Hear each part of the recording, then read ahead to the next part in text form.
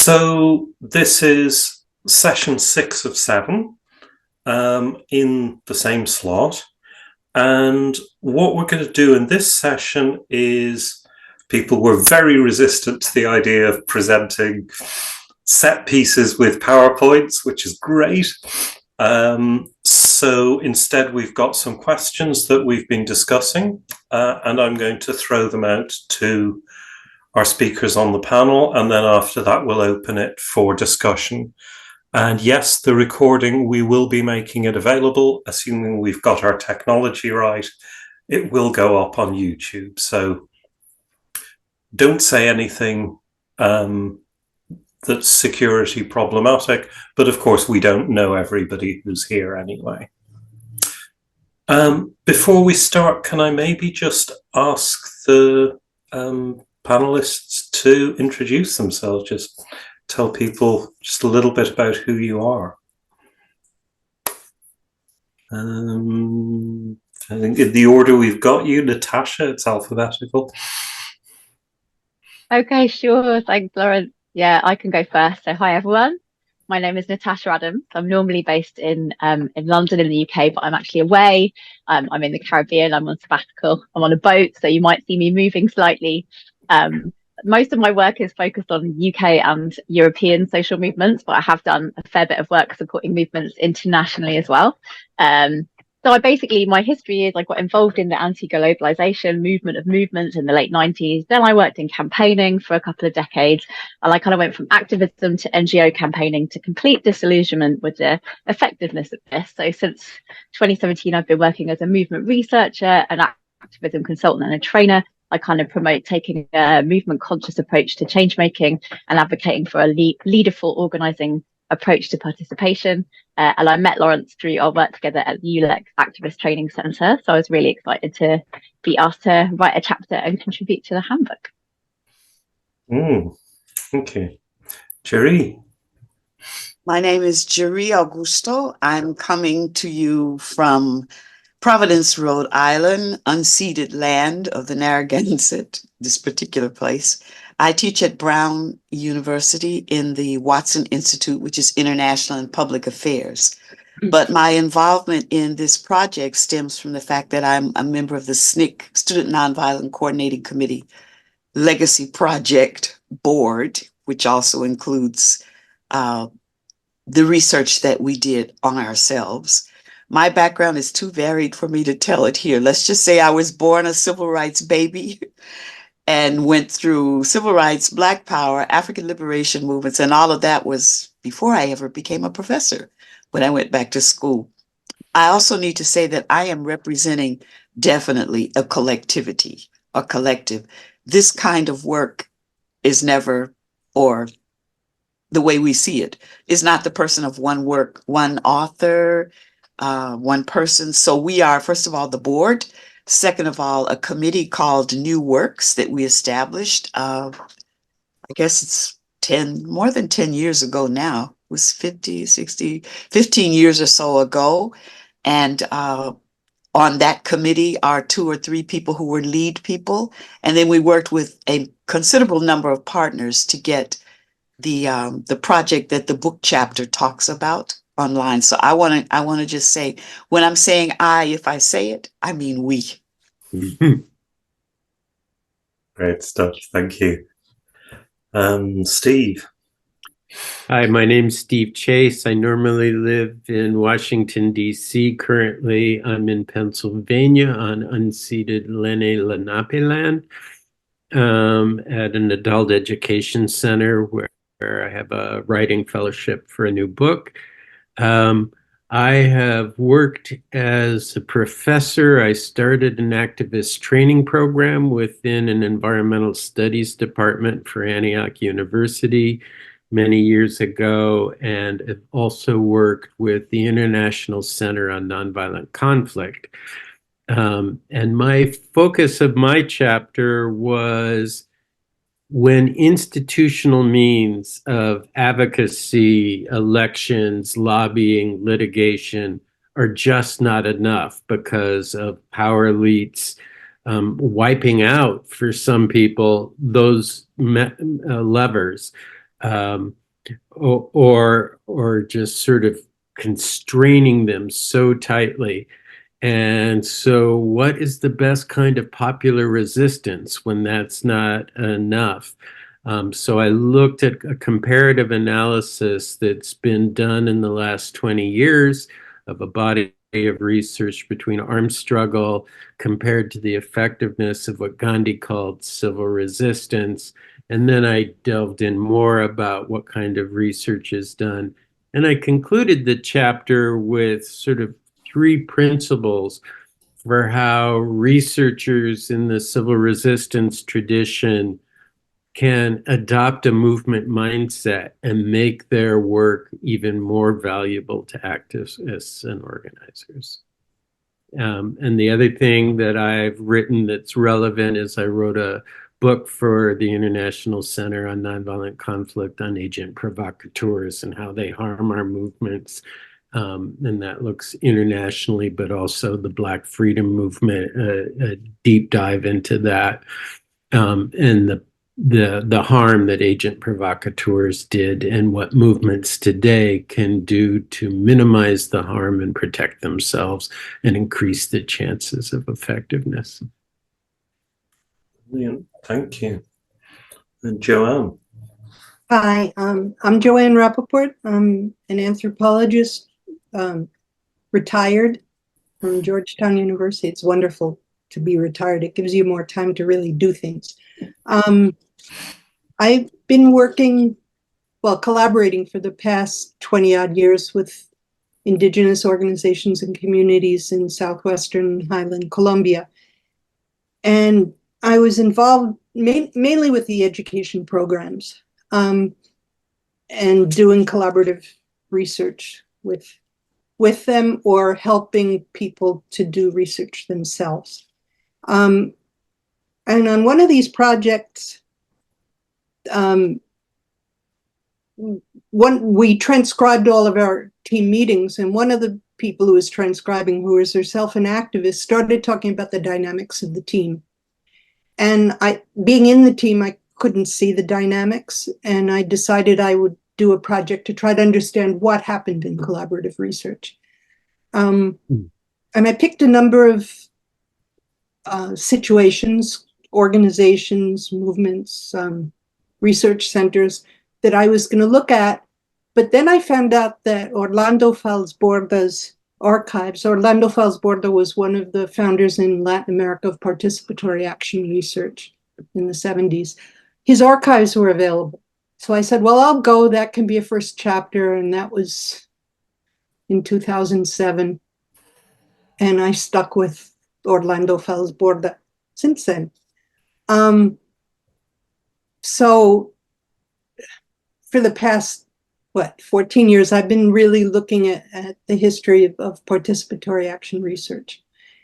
And right now, we're putting the finishing touches on a comic about Fals Borda and participatory action research, which will be coming out with University of Toronto Press in the fall and then in Spanish later. Wow. And so I'll leave it at that. Oh no, my chapter.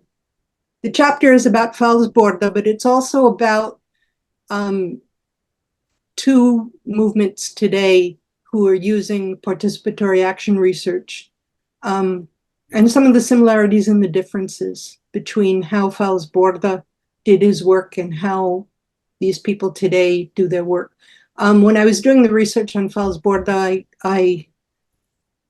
I facilitated a series of workshops where I presented my work. It was with grassroots organizations and grassroots research institutes with the Indigenous movement. And one of the things that I noticed was that a lot of people thought that participatory action research was a series of techniques, making a timeline, doing this and that. And it isn't. It's much deeper. It's a deeper philosophy than simply a set of techniques. So hopefully in the chapter that becomes apparent with the differences between these more recent work in PAR and what Fals Borda did. I'll leave it there. Brilliant. So, well, when we were bouncing emails backwards and forwards before this, we came up with some points of similarity, or connection, let's say, generative questions. I should say we've got a very mixed audience here, but what some people will know is this stuff is simultaneously really rich and real when you're in the middle of it, and becomes quite difficult to talk about in some ways. So the space of conversation is actually really powerful. So one way of starting that we came up with is to ask, and I'm asking the whole panel, but not everybody has to answer. What use do movements actually make of different kinds of research? So when the research exists, what do people actually do with it? Well, I could start with something historical, maybe. What Fals Borda's research, what it was used for.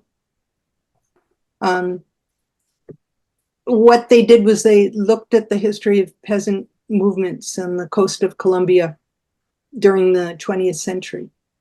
And out of the history, well, they made comics, which is why I'm interested in comics, so that the communities were able to absorb the histories. And then they chose institutions and practices. The peasant organization chose institutions and practices that they could see in the history, so that they could reconstitute them or use them as ideas, jumping off points for their own political strategies. I can talk also one thing historical and one thing right now, contemporary. For the SNCC legacy, for SNCC itself, when it was working in the Deep South, Mississippi, and other states, but we start with Mississippi. It was one of the early movements of the civil rights movement. And of course, it was comprised only of young people. We're talking people from 15 in the 20s was an old person for SNCC at the time. And one of the things that they created eventually was a research department, which often could be just two people and a typewriter or one person and a set of phones. But the purpose, and I'm thinking back to a figure that we talk a lot about on the SNCC Legacy Project, the SNCC Digital Gateway, which is our digital archive of everything that we did to begin to put this history out, interpreted by people who made the history, was a man named Jack Minnis, Minnis, and other people worked with him. But what he did was research into the communities where SNCC was organizing. And this was it was a kind of way to think, another way to think about the strategy, in addition to talking and listening and living among people. But the other was, most notably, he researched very carefully what elected officials did in these different counties in Mississippi. And of course, this is at a time when Black people were prevented from voting, and very few, I can't remember if any, at the time held political office. And it had gotten to the point where people didn't think political office was something that they had a right to, or that they really understood, what do these people do? We know how they impact on us negatively, but what does the law say that they're supposed to do? What does the Constitution say they're supposed to be about? And so the research section, which could be Jack Minnis and a couple of others, set about researching, well, what does the sheriff do? And what does all those different official positions do? And then they turn them, this is something, will resonate with what Joanne was just talking about. They turn them into comic books. They turn them into posters. They turned them into things that were popularly understandable, so that people understood, well, what is this political job? What is this office? This is how it's hurting us now. What could I do if I ran for office? And so it was both stimulating people to run for office, demystifying what public service and public office was, and just making it accessible. But it was research-based into how does government run. The contemporary example I can give is why we created the platforms that we've created. One is called the SNCC Digital Gateway, which is a collaboration of the Legacy Project with Duke University's libraries and Center for the Study of the Documents, Center for Documents. And the other, more recent, we're just calling it the Movement Platform because it's linking up various other things that we've done. And it started out, I think I said in the beginning, a committee or a working group of the board of the Legacy Project called New Works. By New Works, we didn't quite know what we meant, but we meant something that would generate for contemporary generations and future generations a way to access and use and reinterpret the history of SNCC and also other adjacent civil rights movements of the time. And what that led us to over the years, we've been doing it for about a decade now, was intergenerational conversations, which have really taken off. We do this with contemporary activists. All of us are like really old now. I hope nobody's listening, but we're like in the 70s and 80s. But the contemporary activists, as you can imagine, are from 16. We call them after what Elizabeth Alexander calls them, the Trayvon Martin generation, from all the generations that unfortunately their death has kind of stamped a movement, a particular period in the movement. And we have been having wonderfully fruitful conversations with this younger generation of activists. And one of the things that we've been trying to inculcate them in is a sense that they're doing action, they're acting, but they are also historical actors. They are political and historical actors. And so we've begun to have conversations, workshops. We have a whole program.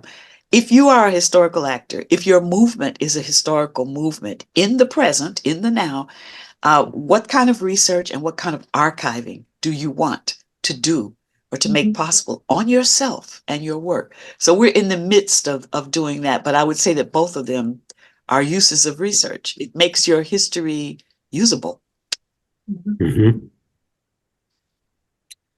I could speak as well. For my years of being an activist and an organizer long before I became an academic, and also a popular educator with activist groups, what a basic assumption that I developed over time was that the very best organizers are what academics might call reflective practitioners. And they're doing an informal action research cycle. There's looking, which is gathering the data from various sources. There's thinking, which is analyzing the data. And and then there's sort of generating action plans and evaluating them in practice. And that just cycle goes around and around and around with the best activists and organizers that I know. And so that leads me to believe that sort of academic social movement research can be useful, but it's often done so poorly because social movement research can be about research, but the researcher is not thinking, how would it be useful to social movement actors, and getting over the pressures to be sort of a careerist speaking only in peer-reviewed journals, but how to become a public intellectual, how to develop a movement mindset, how to stay connected to frontline activists and trainers, and how to leverage resources to benefit movements.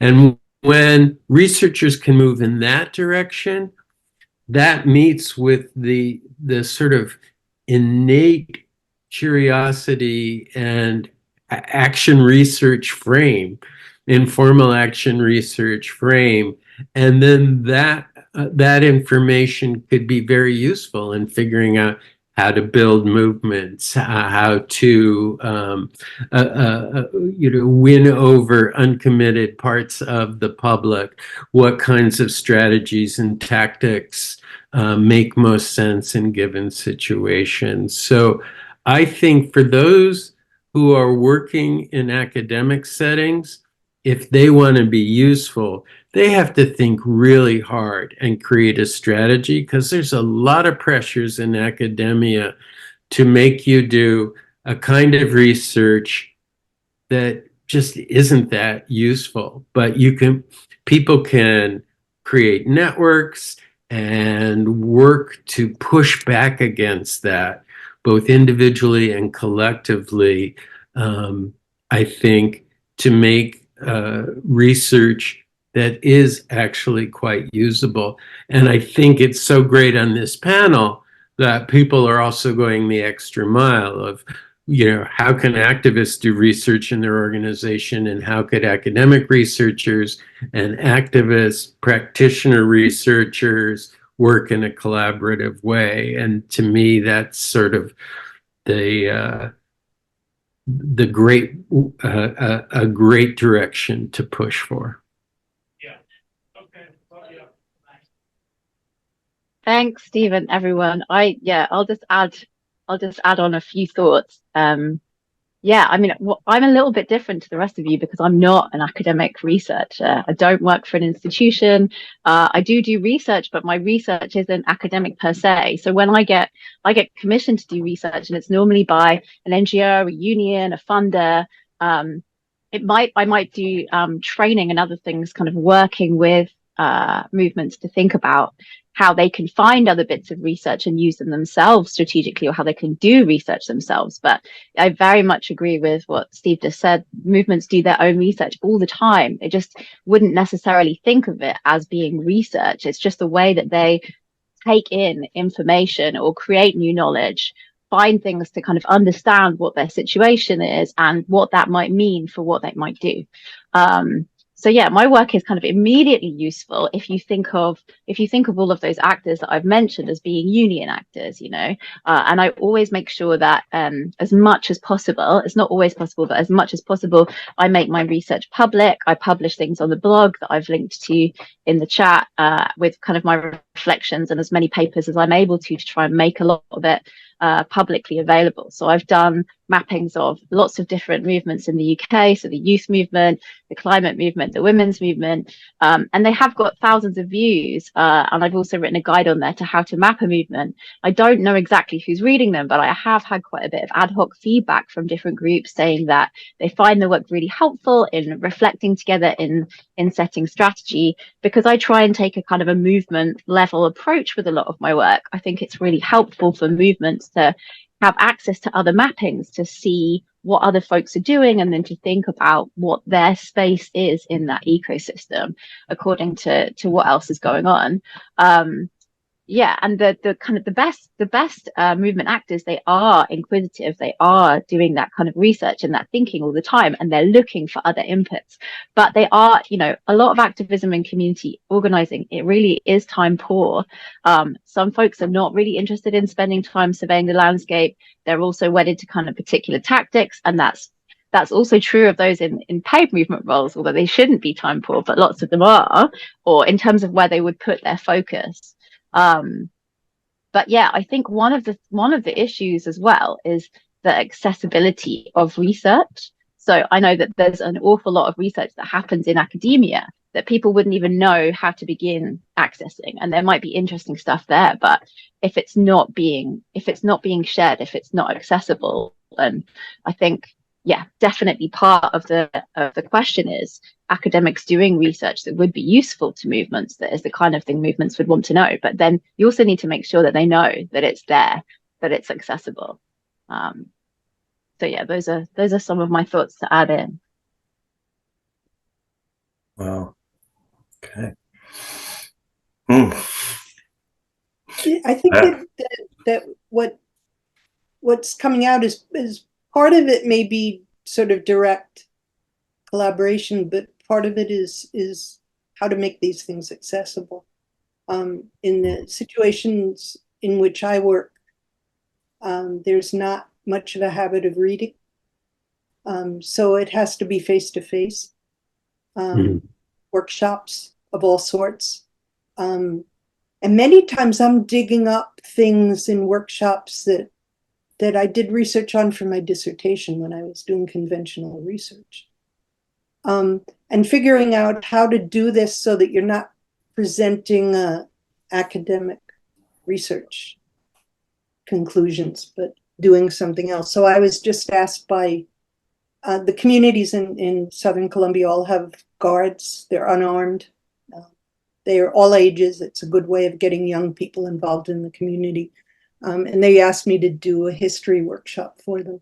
So we read their 18th century titles so that it became them doing research because they were analyzing their titles as opposed to me giving a lecture on their history.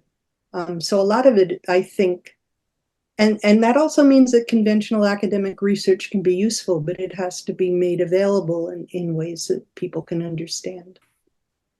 I think that was one of the important things about our first project, which was the SNCC Digital Gateway. We settled finally, and this is a set of political activists, so settling takes some time, but we settled finally on wanting to create things that would allow other people to create things. So although none of us were born digital or digital warriors of any type, after some discussion, we thought that if we can do something that is digital, it will have a lot more access than any book or any magazine or any one of us going around giving lectures or talks. If you could get on the internet, if you can get on a cell phone, I do a lot of work in Southern Africa, Brazil, if you're accessing it by cell phone or whatever, but we figured out that digital in today's time would potentially provide greater access. So then we had to figure out who do we partner with to do that? What's the writing style we develop for the things that would be written? How do we make available primary documents? How do we work in videos and audio? And it was, it was a very interesting and important process for us. And part of the accessibility for us got back to some first principles that we had to establish, like who are you doing it for? How do you want to do it? But even more than the how to was the why, and how we almost had to come up with a notion of assumptions and a foundation for thinking about history. So if we're making possible history of now or history of yesterday, what are the underlying assumptions? And one thing is that we wanted to tell the story of SNCC intervening in the world of its time. So that's kind of the framework. So some things about the world and some things about SNCC and some things about the process of radical intervention. We wanted to help foster or encourage somewhere, anywhere, by anybody, new products that come out of knowing this history. And we could not foresee, nor did we try at the time to foresee, well, what will happen if people read it or access it or listen to it? We wanted it out there as a resource that would be different from an academic archive by itself that people could use. And so we wanted to foster this kind of production of new historical and political knowledge, and also new creative expressions. I remember one session where we said, if somebody writes a hip hop play on it, we're satisfied if it engenders a comic book or but we wanted to give a foundation to that. So it's like the digital archive that we created, which was the first one, was that. We also wanted to do some underlying things that I think are important to say. Here the we is always collective. I'm talking about the SNCC Legacy Project board members, SNCC Legacy Project members, and SNCC activists, the several hundreds across the country and even across the world, wanted to be able to name our own actions, define our own precepts behind those actions, designate our own categories. And this becomes important if you're doing anything digital, because once it's a category, it's a tag, it's a search term. And we spent months working through, we had some technical people to help us, but it was meeting after, and we had really good academic historians of the Howard Zinn type, not the I need a career, but I'm doing this for a purpose. Just thinking through what the categories would look like, naming them ourselves, so they don't have the names that you would necessarily think about. And we always wanted to put forward the notion, or to capture and to make other new generations aware of the fact that these young activists were not just doing courageous things or interesting things, but they were thinking. it's sort of like what Steve was talking about, the reflection. So it was always not just about put up what they did, put up the actions. This was the protest. That was the move. No, what were they thinking before, while doing it, and afterwards? And so those were kind of the underlying things that determined how we were going to set it up for accessibility, for example, and what we were trying to do. You can't have the definitive word on any knowledge. Somebody's going to access it, reinterpret it, do something with it. So we just decided the little we could do, or the first we could do, is establish this digital archive that people could access. And it's a remarkable website. I'm just so pleased you did that.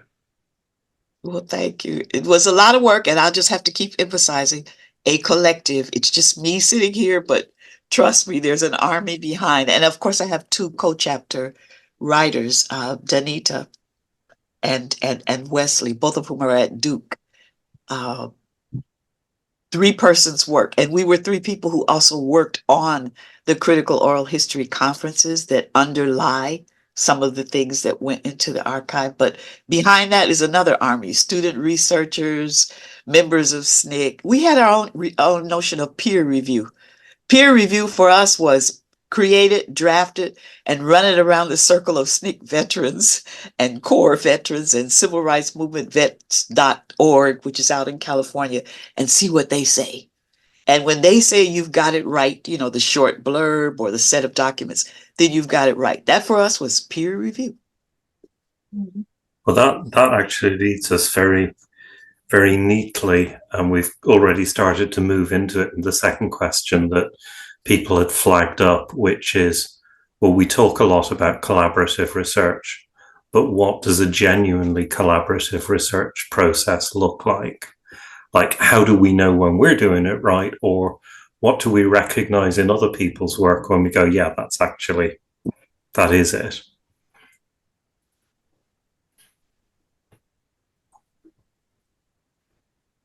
I don't want to talk too much, but I can say, just to start it off, that the whole thing that we did for SNCClegacyproject.org was collaborative.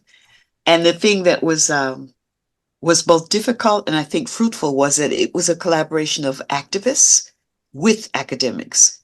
It wasn't academics who came to us to get the story. It was actually, we're going to create this thing together, which is not easy because rightly so many social movements have skepticism, shall we say, of academics who spend, all of their time in institutions. And so we had to work through a series of things. And it wasn't just different points of view, but it was questions like, who owns the intellectual property? And for libraries and archives and universities, this is difficult because they have a set of rules. Those rules exist for reasons. And then activist people have their own set of understandings of who is knowledge for and who should access it. And what it meant, just to get to the nitty gritty of it, was sitting down for weeks and sometimes months and hammering out, what does a consent form look like? Or if you're going to do a conference that's recorded and videoed, whose consent do you need and to do what? Or if you're persuading people to donate parts of their physical archive to the collection that will back up the digital project, what do they need to have the right to say, to determine? And so we had to work through all those things. But the good news is once we worked it through, we got forms that are actually models, I think. Sometimes people come and ask us, how do you do it? And we can say, this is the form for consent. It represents months of discussion. Lawyers have to come in sometimes. But it meant that we created a set of processes for working together as academics and activists that it has stood the test of time.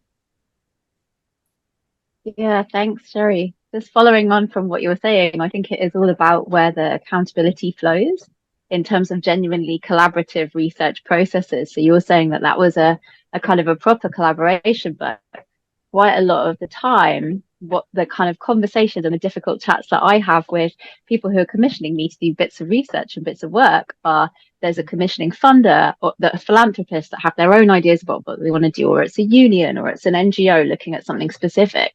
They want the accountability to flow back to them. They want it to flow back to their board and the kind of hierarchy that is there.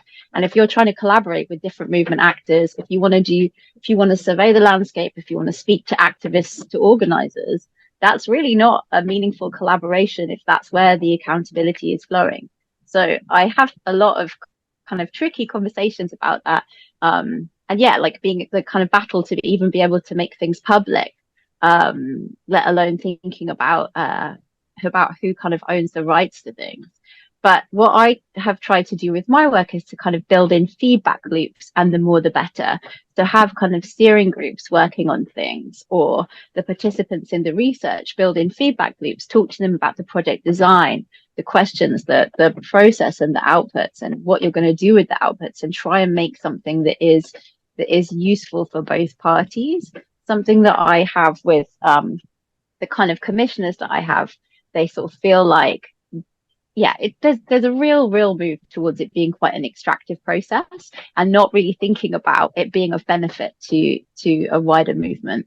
So yeah, like I recently turned down, I decided with a group of some other consultants not to go for a piece of work with a major UK funder that wanted to do some mapping of organizations led by and for people working on the issues that affect them. But they really hadn't built in meaningful feedback loops and meaningful collaboration. So it would have been quite extractive. And yeah, that's something that comes up a lot in my work. Interesting to hear. I'd be interested to hear how that overlaps with academia as well, a little more.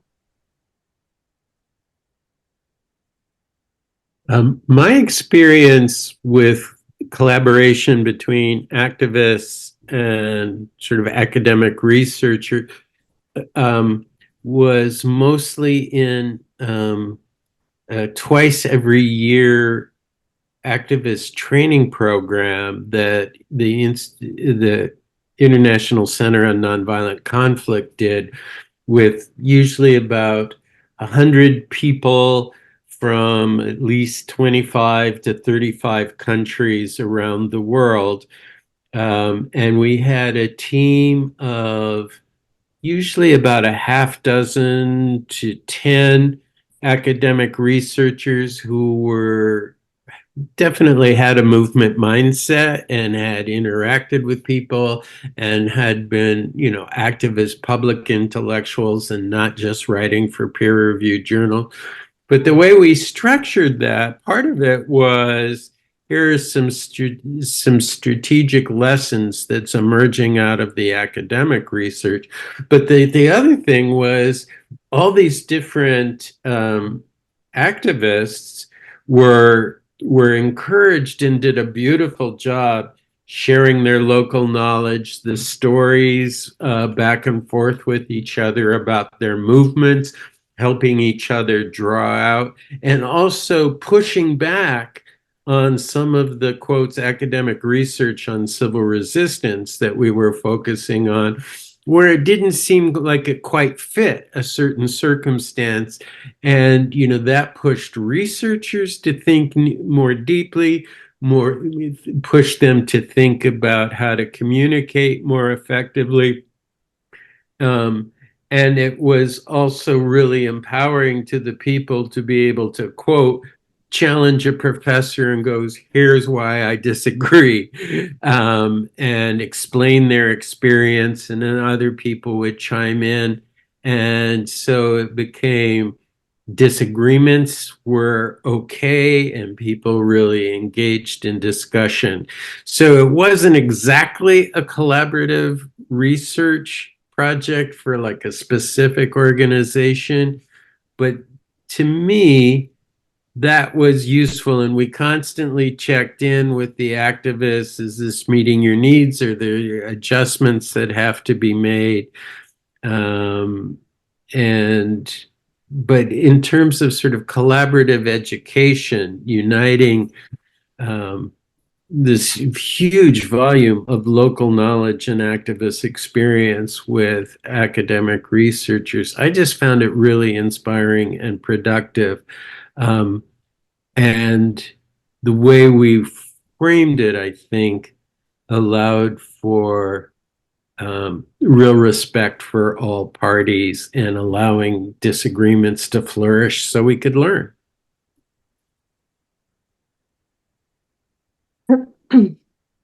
I'll talk about something very specific, which was collaborations that I was involved in with various indigenous organizations or groups of people from indigenous organizations in the 2000s.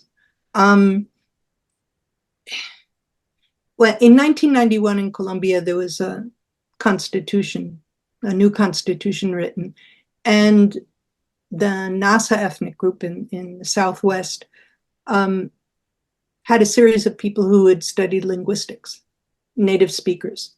And they got involved in a project where they translated the Constitution or the parts of the Constitution that had to do with indigenous people into their language. And this meant creating neologisms. Because rule of law, there was no word for that in Nasa Yue, in their language, for instance. This process led in various ethnic groups, I think, to people starting to think of what are sort of the driving concepts in their worlds, and how can those concepts are political, obviously. So what we did was we tried to theorize, and that sounds very wonky and academic in English, but it isn't in Spanish. People understand it more in Spanish. We tried to theorize collectively and make the concepts that we developed the driving force behind our research, so that it would interlink with all the other processes where they're involved in translation and in creating these concepts, both on the ground and in their educational programs. In some cases, we did it with native languages. In some cases, we didn't. We did it in Spanish because they were interethnic organizations. I don't know if this would work in the same way outside of indigenous communities or not, but that seems to be something that, at least in Colombia, I think in other parts of Latin America, people are doing. Joanne, I think it applies even if it's not about an indigenous language or an indigenous community, because what I hear you saying is actually about something that that I had mentioned: categories, concepts, categories, naming things for yourself, and insisting on the way that the history is presented, whatever the product. It can be a video, a class, an archive, but you are encouraging or even forcing the recipients or the people who are going to interact with whatever is produced to think in a different way. They're thinking in the categories, in the names. They are giving different periodization to history. They're not using, pre-colonial, post-colonial, post-racial, whatever. They are forcing people to think through their own categories, come up with how do you categorize it? What's your punctuation mark? What do you call the period of history? What do you call the action that you were taking? What do you all call that? Are you calling it direct action, or were you calling it something else? And I think every time we do that in this work of building history in this way, we're creating new avenues, new windows, new doors for people to think about these political and historical things. So it's very sharp in the example that you shared, because it also involves going into a language that's not thought of as a vehicle for thought, although of course all languages are vehicles of thought, but we think, if it's not Spanish or English, it's not a vehicle for thought, and forcing, that. But I think it would apply to any situation, any political situation where you got real social actors who don't necessarily think of themselves as authorities of history or whatever, or academics, and they are surfacing and articulating their own ways of thinking, their own categories, their own concepts. And I think that's one of the most important things that could come out of this kind of work. It's good for all of us, new categories. And these categories can cross thousands and thousands of miles. We had one workshop where I presented them with the notion of double consciousness, and they translated it into their language, and it came out totally different, but it came out useful for them. Yeah. So things can be shared across boundaries. Absolutely. I've also found that it's really useful, as Cherie, you were saying, in terms of your own language, like in terms of people that share a language, people might have vastly different ideas about what a term means. And yeah, I've done research looking at like how big NGOs or other bigger actors can work with more informal grassroots groups. And one thing that's really important is defining terms and really making sure that you have a shared understanding of what each other are saying, because the two groups might be using the same language and it sounds like everything is fine. They've got a similar vision. They're working towards something similar. And then further down the line, they're like, oh no, we mean vastly different things. And we have vastly different ideas about how we're going to get there. And that does create, like, if you don't really understand what each other mean or you're talking about, or, you know, the vision that you have for where things are going, it's very difficult to collaborate and work together and set genuinely shared goals, but even to communicate, you know. So I think this stuff is hugely important. We're actually moving into our next question there, which is, well, you know, what can we honestly say are the benefits or the potential benefits, because we're usually talking about this in the future, of research to movements, to organizations, communities, activists. We've, you know, just named one very clearly there. Just categories, ways of thinking, bringing out our own and refining them. But what is it good for? Well, I mean, some of it has to do with the stuff you're doing research on, but there's a lot of other things. I just read a fantastic book called Feel the Grass Grow by Angela Lederach. It's about Montes Maria, one of the places that I wrote about in my contribution to this volume. They talk about slow peace, and they don't mean that peace is built, but it's a region that has suffered extreme violence over the past few decades. They talk about slow peace, which doesn't mean that it takes a long time to build peace. It means that you build peace in a different way from how the government functionaries who come to lead meetings think peace is built. And I had a conversation with her. We didn't get very far in it. It was online, something like this, where I said, well, you know, that gives me the idea that maybe we need to think about slow research. And I don't mean time there either. I mean, what she was talking about was that the main part of slow peace is building relationships. And I think that one of the problems with academics is we think we can do this research fast. And I think that even within organizations, when they want to have academics participate, they think, you know, we'll do it for them and we'll do it fast. But one of the benefits, I think, of all of this is getting people involved and getting people talking to each other, and getting people listening to each other, getting 14-year-olds who are involved in an organization listening to their elders, getting the elders, and this is a lot harder, to listen to the 14-year-olds, which doesn't happen many times when the academic swoops in, either invited or because they think they ought to collaborate, and they do a project. And it can take years, obviously. I to echo what Joanne is talking about, if I understand her, is that what we've learned over the decade or so that we've been working on this, creating this history in this kind of way, which I should say is primarily the movement activists themselves.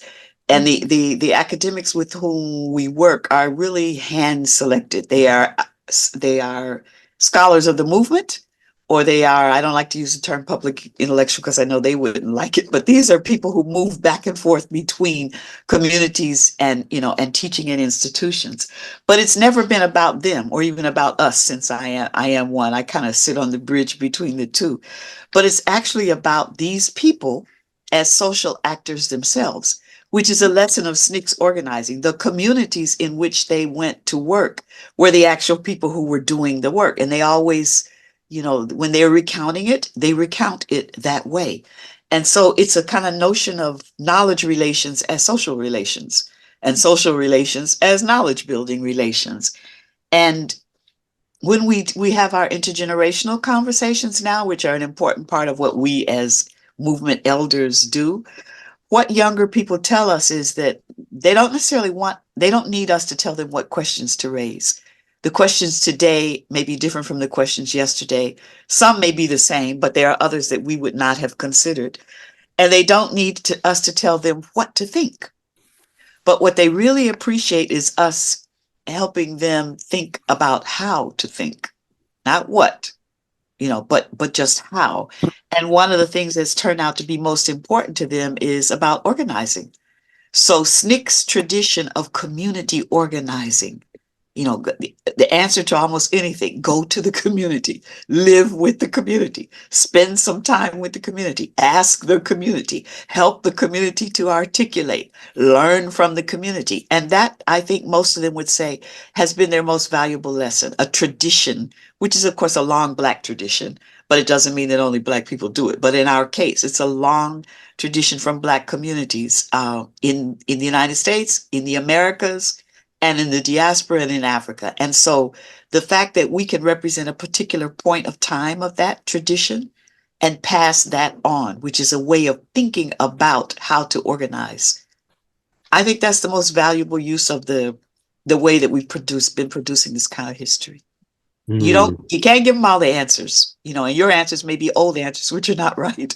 But if you could pass on the tradition of thinking in a certain way, of building knowledge and social relations in a certain way, I think that's the most useful use of it. I love the focus on relationship building as part of this. And I'm reminded of a story where two college students one summer went to California to help the United Farm Workers Union, and they had some time with Cesar Chavez, and they said, "So Cesar, tell us about how you do organizing." And he goes, "Well, you find somebody that seems important to talk to, and you really get to know them, and you have a dialogue, and then you ask them, who are some people that we should be, chatting and building relationship? And then you go and you have, and sort of doing this one-on-one. And the college students kept saying, yeah, but what about organizing?" And he'd go, "Well, see, you find one person who's key in the community, and then you build a relationship." And he just kept repeating it. And it slowly dawned on them, this organizing tradition that you're talking about, Geri, but it was like really hard for them to grab it. It's the kind of slowness that Joanne was talking about, just like that. Yeah, I couldn't agree more with the relational stuff. I mean, yeah, I've done lots of work on bringing kind of research and strategy to activists in different ways, like the training that I did with Lawrence at ULEX, and then lots of other trainings I've done on organizing.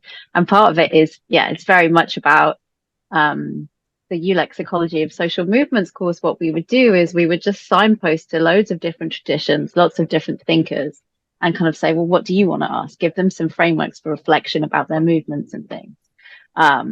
And then a big part of that was the weaving of relationships between people on those courses and thinking about what else is out there and who they might connect with.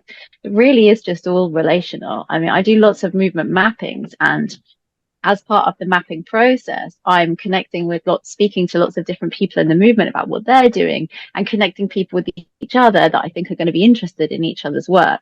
And then when people come to the movement mappings to see what else is going on in the movement, that's the benefit for them, is finding out, there's this organization or there's this group that's doing this thing. They'd be really interesting to talk to. And it really is that slow work of building relationships that kind of builds power and informs strategy of what people want to be doing. Some of this has to do with I guess practices. I think about, this is something that Angie Lederach talked about in a presentation she gave on Embracing Dialogue, I think, is the name of the group that has this YouTube channel. When you show up at a meeting in Southern Colombia, they could be in the midst of the meeting talking about whatever is really important. You have to say good morning to everyone, and then you have to go around the room and shake everybody's hand.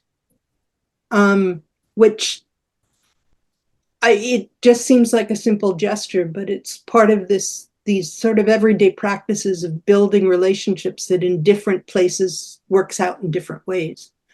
And a lot of times academic researchers don't have any idea of what to do with that. And until you learn to do those things, you can't build the relationships. Lawrence, do we get anything from the audience? I just see the names. Yeah. I And think their this muted is exactly the microphones. time to ask for questions. Yeah, in the chat, or just unmute yourself and say something. Maybe we take 2 or 3 questions and then we can throw them out. Good idea. So yeah, do we have any questions from the rest of the room? Or any comments? Yes, we do. Sayed Mahdi. Saeed Mahdi. Mm-hmm. Yes, Said Mahdi. Said, may I ask, or should just write? I don't know. I think he's trying to speak there. Saeed Mahdi. I'm an Iranian Mm-hmm. researcher in the field of the human rights movement, PhD candidate in Nuremberg University. Thank you very much for very interesting session. I have a question because I'm working on the human rights movement in the Middle East, case study Iran and Egypt. I was wondering how I can make my research usable for all the researchers all around the world, because when I'm looking to the movement, especially human rights movement in Iran and Egypt, there is lots of cultural, regional elements and impact that's come to my research, and how I can deal with and about this to the broader field of the study in regarding the movements. Thank you. Thank you.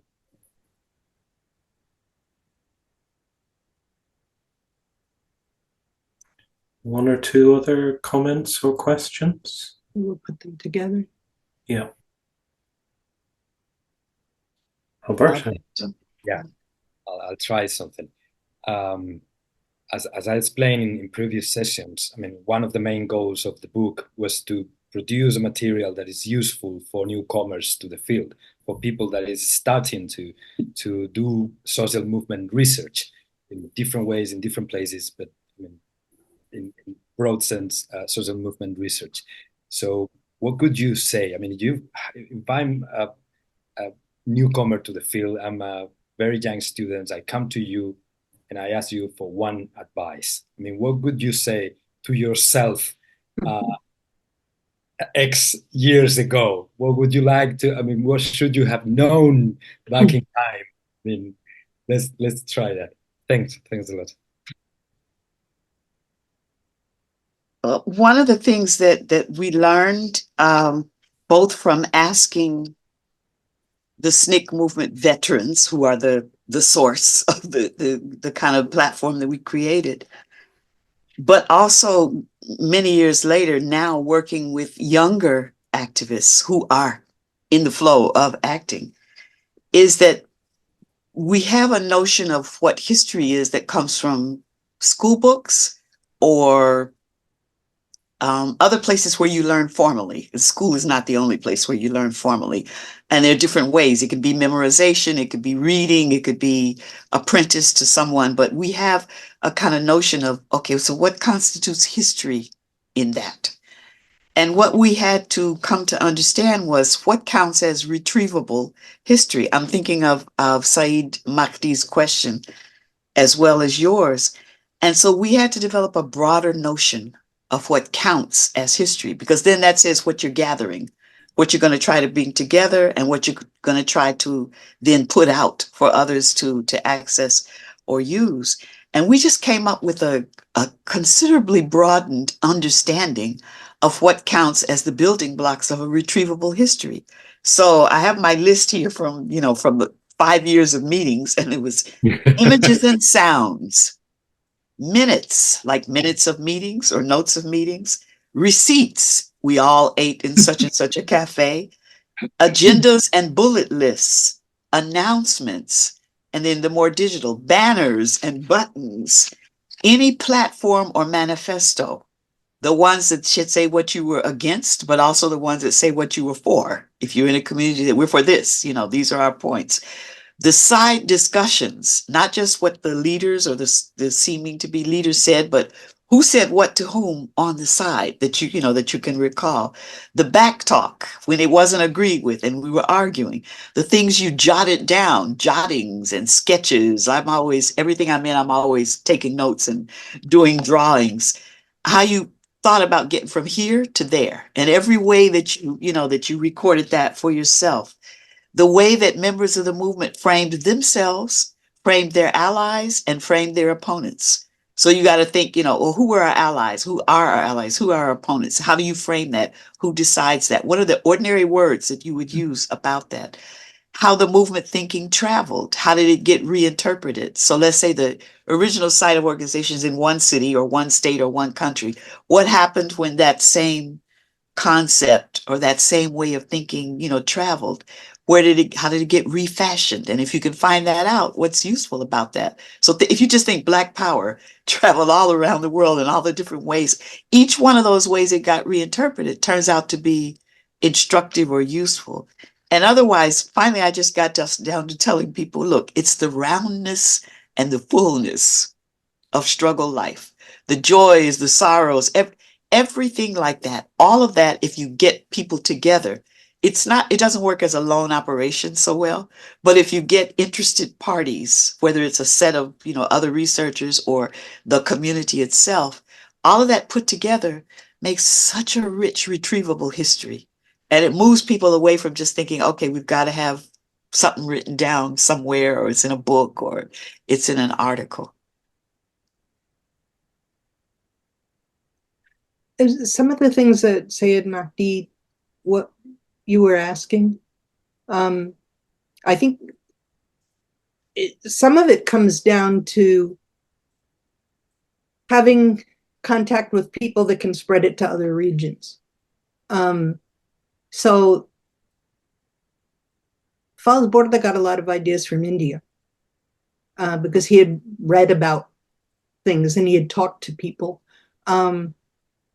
Participating in this sort of thing that we're doing right now is one way to get these ideas out to other places. Of course, there's always the problem of translation, and perhaps working regionally in languages is a way to start that out.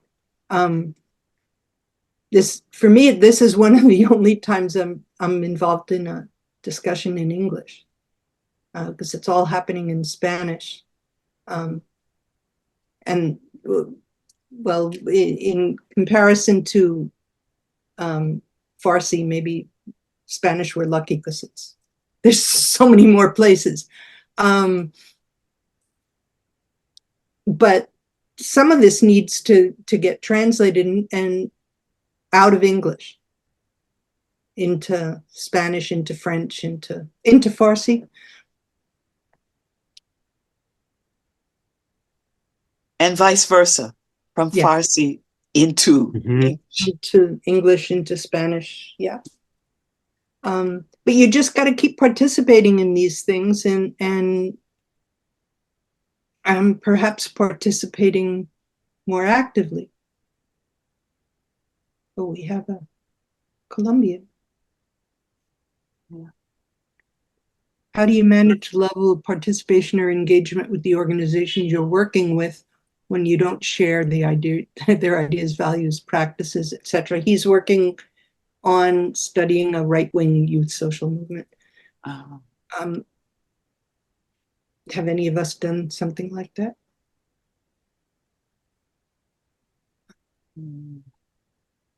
Because I certainly haven't. Yeah, that's really tough. I haven't done that. It sounds absolutely fascinating though. And yeah, really, really interesting. But yeah, I mean, I guess you'll have such different values to the people that you're working with that that's going to take some serious thinking through. Sorry, someone else was trying to come in. No, I was just trying to think, and it's, I rarely could I say that I ever was in that position, but I did think of one, but it's not necessarily research perhaps of the type that Danielle is doing. But I remember when I, for many years, worked with, because I was living in Southern Africa, and in the first few times that I went to South Africa after the first democratic election, let's call it that, because like I said, the post, what we call post, not everyone thinks of as post. So I won't say post apartheid, but after the democratic election, I was part of studies that had been commissioned or asked for by the new government coming into South Africa. And what that meant at the time, because when I started doing it, it was 94 and the election was like April 94, but we started some of the work in December, January, building up to it, the elections, and a very tense time in the country, because this is before, Mandela gets elected. And a lot of the people in the government that I had to interview were actually people from the apartheid government. And I can distinctly remember till today how I had to arm myself psychologically, emotionally, the way I dressed, every single thing, how I was going to speak, to go in and to sit down and to keep a straight face, because it's important to be able to keep a straight face. So you have a set of questions that you're going to ask, you know, one or two or three, and you want that information. So these are not people that I would have agreed with on anything. And I'm sure they wouldn't have agreed with me, but because of the political moment, they had to accept my coming in to talk to them. And all I can remember is, well, not all I can remember, one of the important things was how I had to be about the business of why I was there. I was there to get an understanding of a point of view, an understanding of their strategic thinking, an understanding, well, why on earth would you even do such inhuman things? And they were couched in deeply racist beliefs. I mean, just deeply embedded. And they're talking to me, a then younger, young Black woman. And I had to fix my face. I had to fix my brain. I knew why I was going in there. I would sit down for an hour or two. I would take notes. I would say thank you. The only thing that got me was because I had lived in, in other places where I knew about these people. Sometimes when an old general would say, "And do you know who I am?" I would just look him straight in the eye and say, "Yes, I know exactly who you are, sir." Leave it at that. But that's the closest I think I've ever been to the kind of situation that Danielle is mentioning. I don't know if it helps, but if this is part of your broader purpose, the reason why you are doing it, and you know why, you may have to just, fix an exterior self for you to be able to have the conversation or to do the interview. I put down the name of a book that might help them. There's a thing called reciprocal ethnography, which hasn't made the same circuits that collaborative or participatory research has made.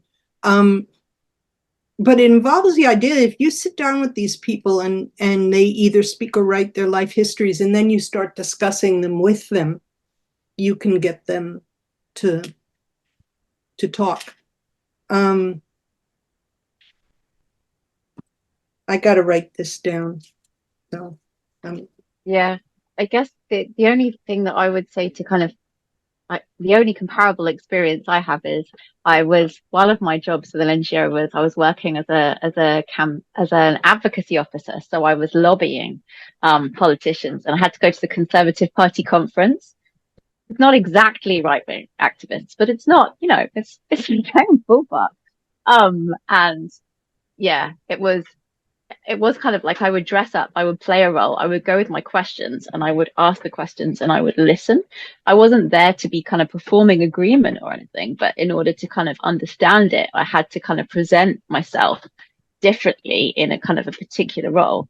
And it was a weird experience, but it definitely helped inform my understanding of how these people really think and what we're kind of really arguing with.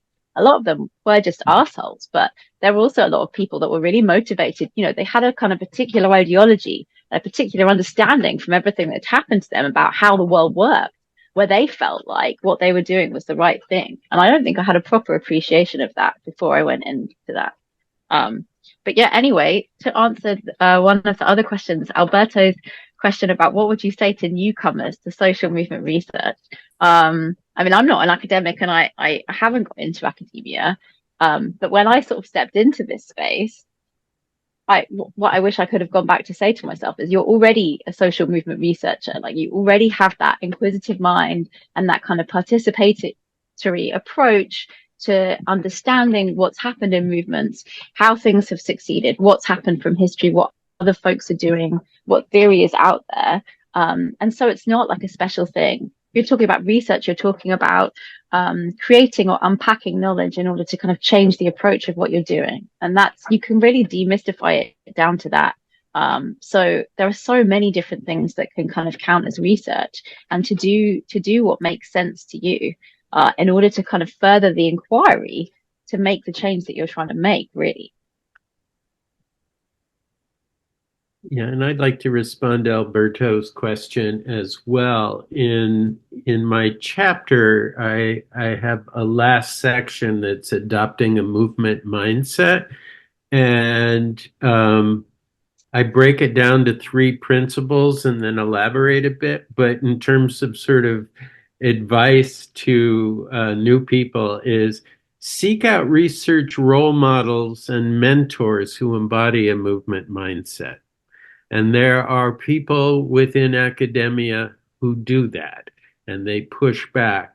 And so I think that's really important. And there's also networks of people who are doing things that you can get involved in. The second principle is stay or become connected to frontline activists and activist trainers. And then the third one is share resources and collaborate with activists and organizers.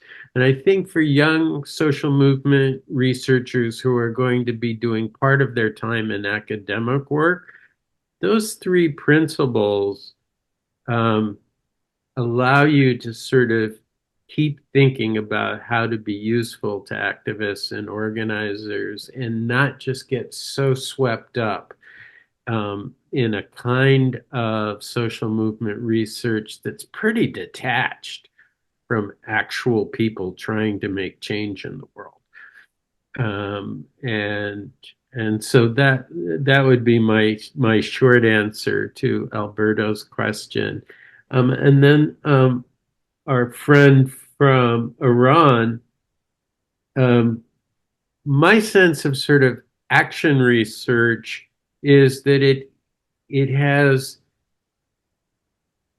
the most, quotes, validity or whatever you want to talk about in terms of the local setting and the local actors who are engaged in it and are being studied.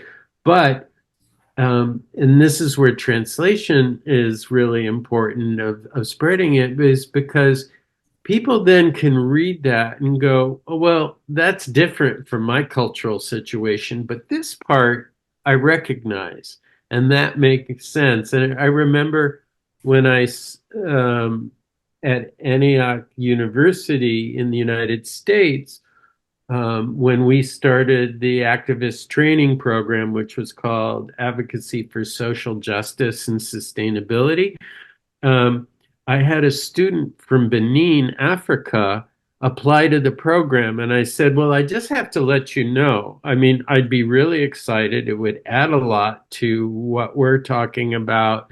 But the program has been sort of designed for North American activists. And he laughed and he said, well, I'm not coming to adopt, I'm coming to adapt. And I think the same thing is when people are reading research about a specific case, they're not coming to just adopt it wholesale, but they're really just comparing and contrasting it to their experience, their movements, and then pulling out what's useful to them and moving on.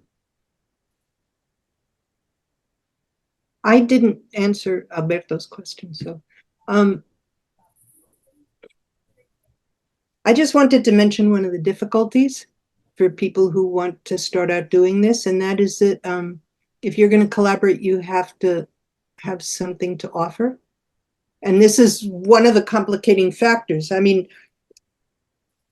I don't do conventional ethnography, but in order to do what I do, I had to learn how to do that.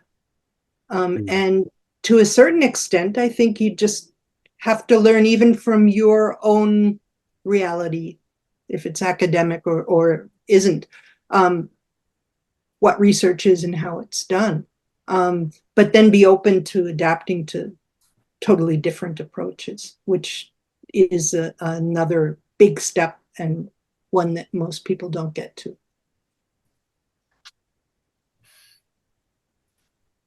Alberto, I think in that same vein that one of the things that a younger person can do is can't overstress the value of language. And so it's not just learning the other language or languages, but it's also making yourself the interpreter when that's needed. If there's nobody else to do that, I can't tell you how much you learn. If you have to just totally listen, you become a medium, like a bowl of water. You're trying to make sure that the message is passed, the idea is passed through you. And it's one of those ways you learn to abstract your own ego just totally, because it's totally about communication between adverse parties or parties who are attempting to, to be together, but they need the language thing. And if you make yourself the person who does it, and you have to kind of teach yourself how to do it and learn how to do it, it's useful. It's like people are calling you night and day. Oh, the one person who speaks both Portuguese and Spanish. Okay, you. And it's like, me?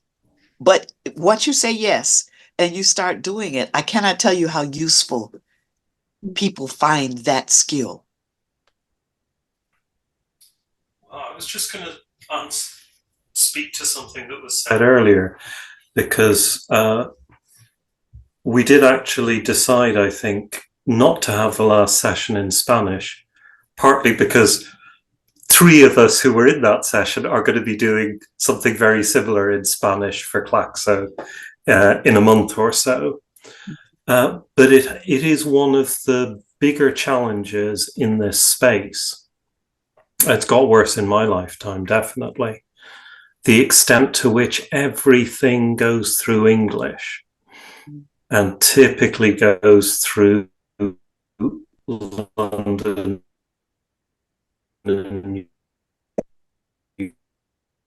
You're kind of breaking up, at least for me. I'm not sure. The Yeah, last part of what you Yeah, for said. me too. Yeah.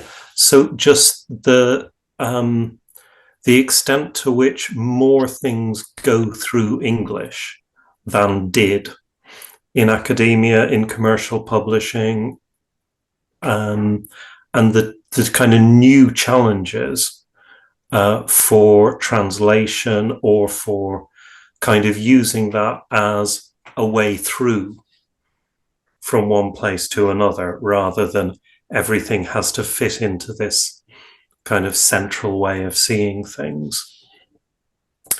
Yeah, it's a struggle. I mean, it's one of my enduring fronts of struggle. English is not the only language of thought. English is not the only, building block for knowledge. That's why I focus on younger people, because they have time and energy and ability.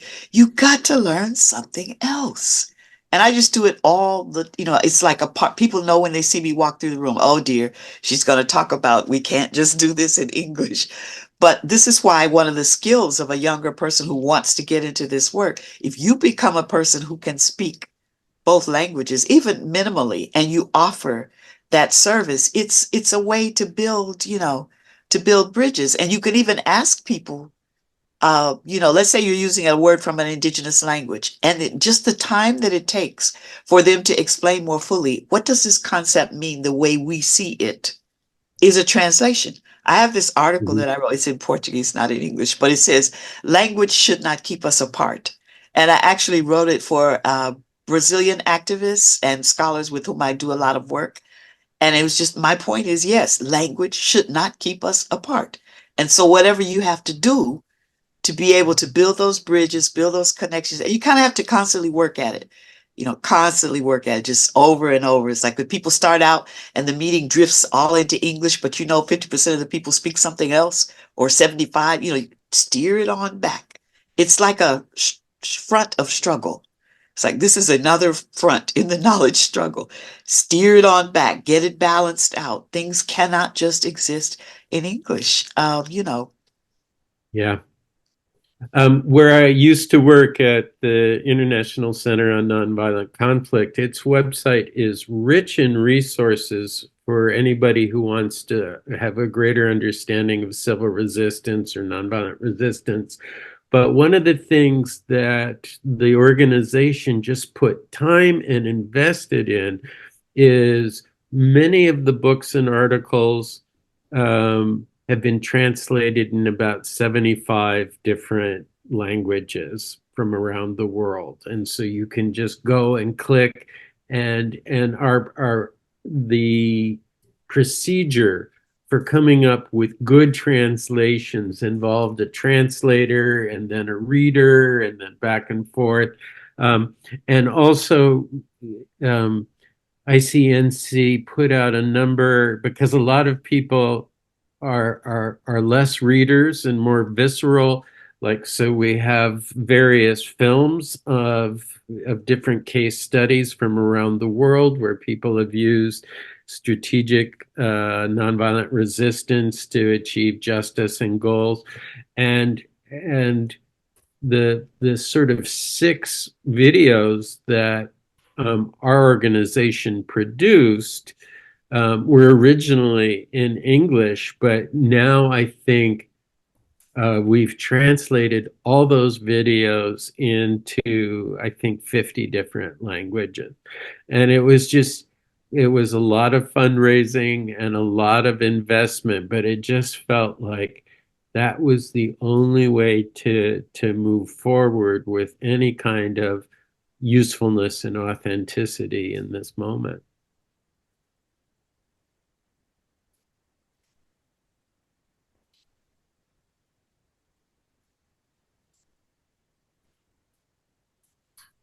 Any closing thoughts, comments, questions for each other? I just wanted to thank Geri for asking initially if we could do this in this way instead of giving presentations, and I thank her for yes. You are most welcome. I learned a lot more this way than I think I would have from presentations.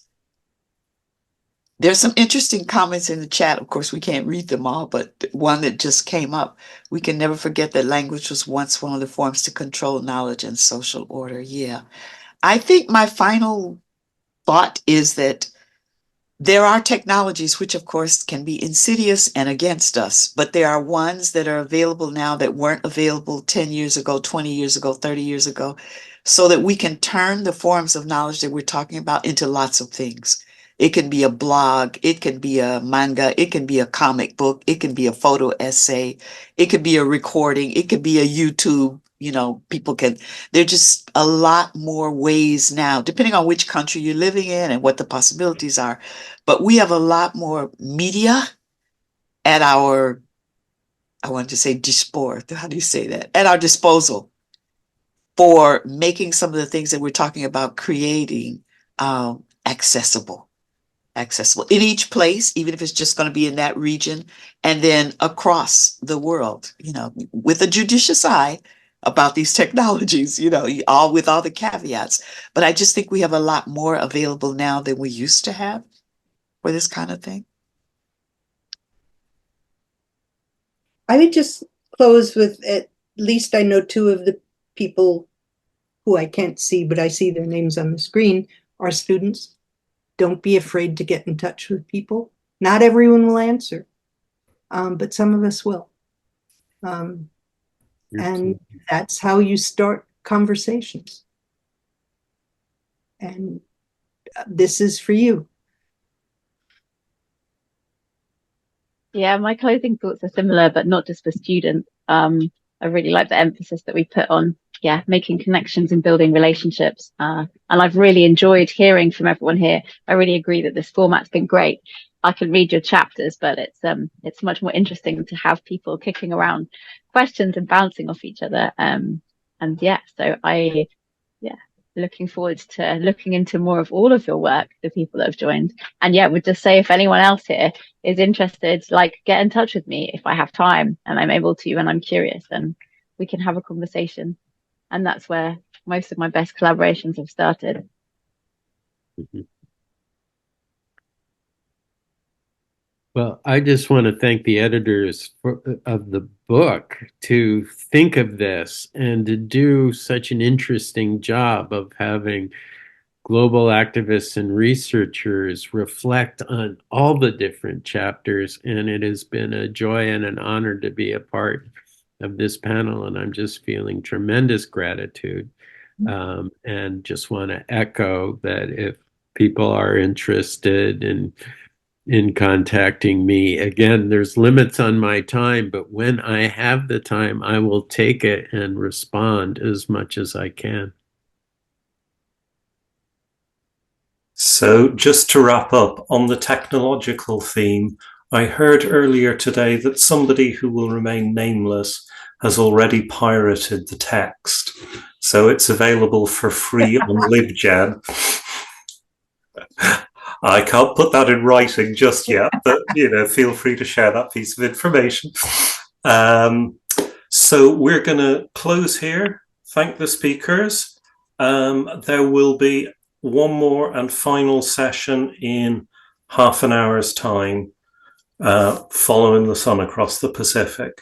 So thank you so much, Joanne, Steve, Geri, Natasha, and hope to see some of you again or in person sometime.